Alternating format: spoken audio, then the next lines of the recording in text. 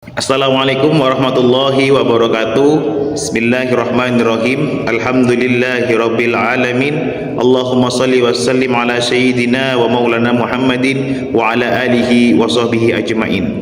Yang terhormat pengasuh sekaligus ketua Yayasan Universitas Islam Zainul Hasan Genggong, yakni beliau Al-Mukarram Kiai Haji Muhammad Hasan Mutawakkil Allah SHMM. Yang terhormat Rektor Universitas Islam Zainul Hasan Genggong, yakni beliau Asy Prof Dr. Abdul Aziz Wahab BAMAG. Yang terhormat dosen pembimbing, yakni beliau Ibu Dr. Ismatul Izzah MPDI dan Ustadz Muhammad Abdurrahman SEMM, yang selama ini telah membimbing, mengarahkan, dan memotivasi. Yang saya hormati dan saya cintai, yakni kedua orang tua saya yang selama ini telah mendukung, mensupport, mendoakan, dan memberikan yang terbaik. Perkenalkan, nama saya Edi Handoko. Saya mahasiswa Prodi Manajemen Pendidikan Islam Fakultas Tarbiyah.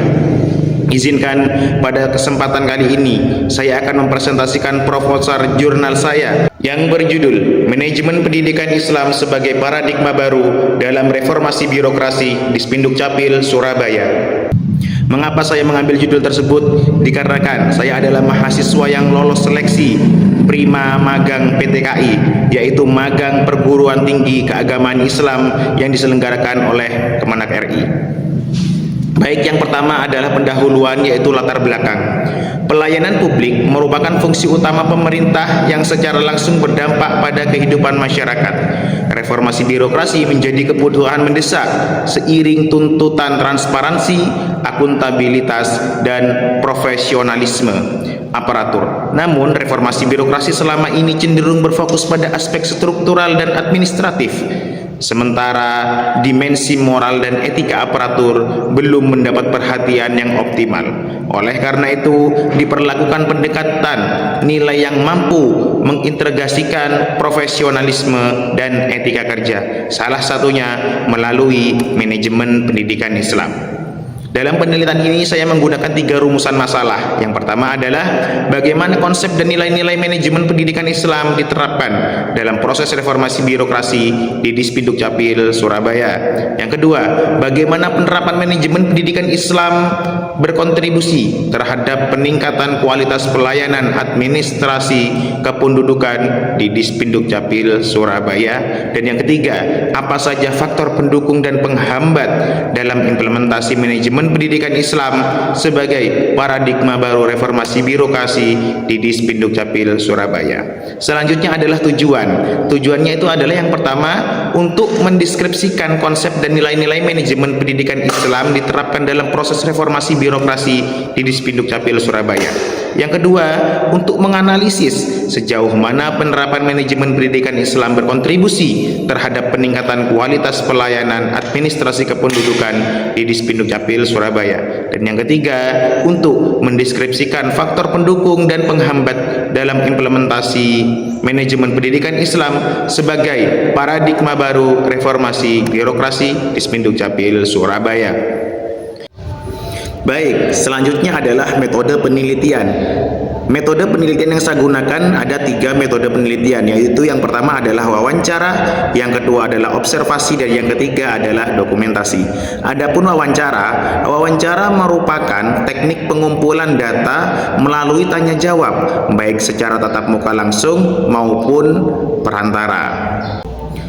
Adapun wawancara yang saya lakukan waktu di tempat penelitian, yang pertama itu adalah saya mewawancarai Kasipem atau Kasih Pemerintahan saya yang ada di kantor. Saya menanyakan pada saat wawancara tersebut, Pak, apakah reformasi birokrasi memiliki pengaruh terhadap sistem pelayanan di Dispinduk Capil?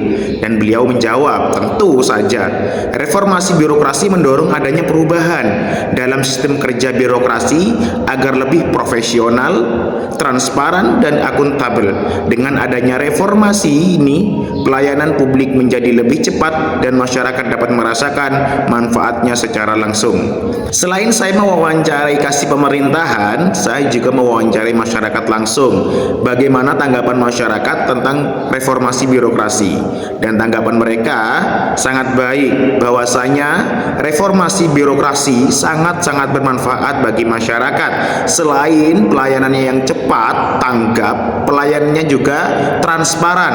Artinya dalam melakukan pelayanan atau mereka mengkonsultasikan tentang administrasi kependudukan, mereka diajarkan, mereka diarahkan dan cepat selesai. Seperti itu. Selanjutnya adalah observasi. Observasi dilakukan dengan mengamati langsung objek penelitian guna memperoleh data yang relevan.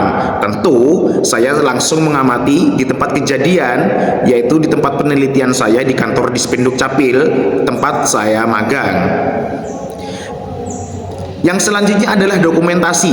Dokumentasi dilakukan dengan mengkaji dokumen yang relevan sebagai data pendukung penelitian.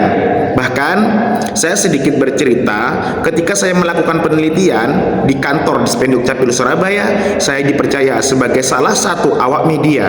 Saya juga membacakan berita tentang pengumuman atau pemberitahuan tentang administrasi kependudukan. Di sana saya banyak sekali melakukan dokumentasi, baik itu dokumentasi di dalam kantor maupun di lapangan. Ada beberapa, yaitu tentang bansos, yaitu tentang Kampung Pancasila, yaitu tentang pelayanan-pelayanan yang mungkin masyarakat masih belum paham tentang. Contohnya seperti kemarin itu, bagaimana tata cara menginstal atau menggunakan IKD, identitas kependudukan digital, sebagai pengganti fisik KTP. Di sana saya melakukan dokumentasi bagaimana cara menggunakan IKD tersebut. Jadi banyak sekali dokumentasi yang saya lakukan ketika melakukan penelitian. Selanjutnya kajian teori, yaitu yang pertama adalah konsep manajemen pendidikan Islam. Apa sih konsep manajemen pendidikan Islam dalam reformasi birokrasi ini? Yang pertama, mendorong aparatur yang berintegritas dan profesional. Itu sudah pasti. Dan yang kedua, meningkatkan kualitas pelayanan masyarakat. Dan yang ketiga, membangun kepercayaan publik. Dan yang keempat, mendukung terciptanya birokrasi yang bersih dan berorientasi pada pelayanan. Selanjutnya adalah reformasi birokrasi. Apa itu reformasi birokrasi? Yang pertama adalah perubahan budaya kerja. Yang kedua, peningkatan kompetensi aparatur. Yang ketiga, pemanfaatan teknologi informasi. Dan yang keempat, penerapan prinsip good governance, transparansi, akuntabilitas, partisipasi. Selanjutnya yaitu adalah konsep pelayanan publik. Apa saja konsep pelayanan publik? Di sini adalah yang pertama, transparansi atau keterbukaan informasi. Itu sudah pasti, karena dalam melakukan pelayanan kita sebagai staf harus terbuka dalam hal apapun. Yang kedua, akuntabilitas, dapat dipertanggungjawabkan. Sebagai pelayan masyarakat, maka apa yang kita berikan kepada masyarakat tentunya dapat dipertanggungjawabkan. Dan yang ketiga, efektivitas dan efisien. Itu apa? Yakni apabila kita melaksanakan pelayanan dan pelayanan itu bisa selesai dalam waktu 1 hari, maka kita harus betul-betul bisa menyelesaikannya dalam waktu 1 hari tanpa menunda-nunda. Dan yang keempat, keadilan dan non-diskriminasi. Artinya apa?